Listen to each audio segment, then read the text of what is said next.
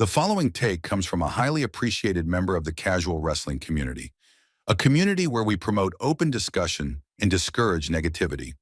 If you are a casual fan, please subscribe to the channel and help grow the casual movement.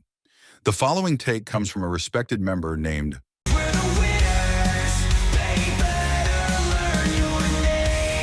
So Witters says, this run is hurting Tiffany Stratton. She's stuck in this loop with Naya that is going nowhere, and they are not building up Tiffany at all. They are pairing her with Trish Stratus and Charlotte Flair.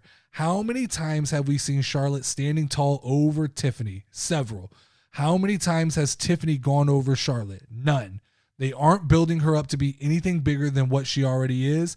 Now they want her to tag with Trish.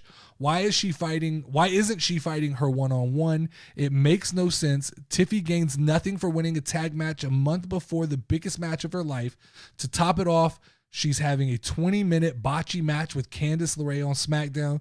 She's a champion. She needs to start looking like a champion. Witter's my man. I don't usually disagree, but I'm going to disagree here.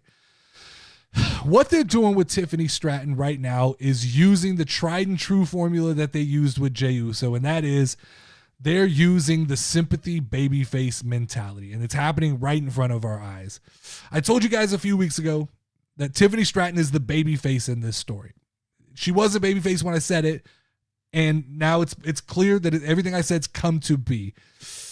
Triple H is using Trish Stratus as a safety net to make sure that he gets to his destination that he's trying to get to. And that destination is Tiffany Stratton getting over with the crowd, because he did wait till the last minute to try to make this turn.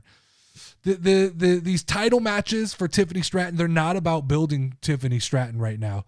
They're about building her championship reign and creating a sympathetic character so that when she does fall, we fall in love with her.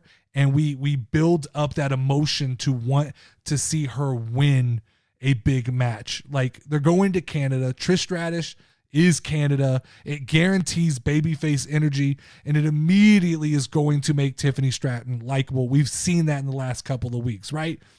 And the Naya Jax stuff, that is just to contrast Tiffany being the good guy. They need Naya to be the bad guy so that they can keep Charlotte Flair. Right now, Charlotte Flair is about to become kind of a god tier character. And if you don't like Charlotte Flair, it's probably going to be a rough, probably 365 days is what I'm predicting. But I think here's how it goes. I think Tiffany Stratton's going to get the win at Elimination Chamber. Her and Trish Stratus standing in the ring, crowd cheering, gives her big babyface momentum heading into WrestleMania. But you have to remember, Witters, 2 weeks ago, Tiffany Stratton was still a heel. She was still kind of balking at the crowd and talking shit. So Trish Stratus is the cheat code to change the audience perspective. And it also protects Nia Jax having a tag team match, which I think it's important to protect Nia because she is one of the better heels in the women's division. By having a tag team match, she doesn't have to take another pin. Candice can take the pin and we move on. And you get exactly out of this match, I think, what Triple H wants. And that is, like I said, Tiffany Stratton with babyface momentum moving forward. Nia Jax protected. But you start to set up the stage for what WrestleMania is going to be. But here's the kicker, right? I said it a minute ago. If you're tired of Charlotte Flair, I have bad news. Charlotte's going to be champion coming out of WrestleMania. That's what this is all about. This is not Tiffany Stratton's story right now. This is about two things. I think we are heading into the year of Charlotte. This is going to be a year where they treat her like a wrestling god. I think she's going to win and win decidedly, and she's going to be a very strong heel for the next 365 days. But while they're doing that, they're going to be planting the seeds of redemption for Tiffany Stratton and creating a story where we become sympathetic to the journey. They've done it with Cody Rhodes.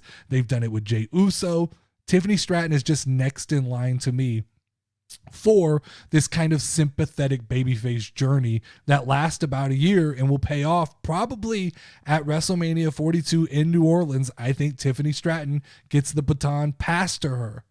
But they have the model for success. Like they know how to do this at this point. They've done it with Jey Uso. They created a sympathetic babyface who has to overcome a godlike heel like Gunther That's just kind of the MO right now of WWE.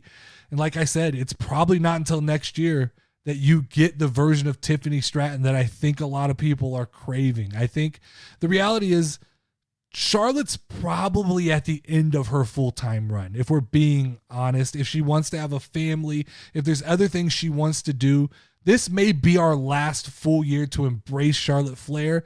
And I think she goes out being full regal Charlotte Flair heel. That doesn't mean she won't wrestle some matches, but I think this is probably that last big title run for Charlotte.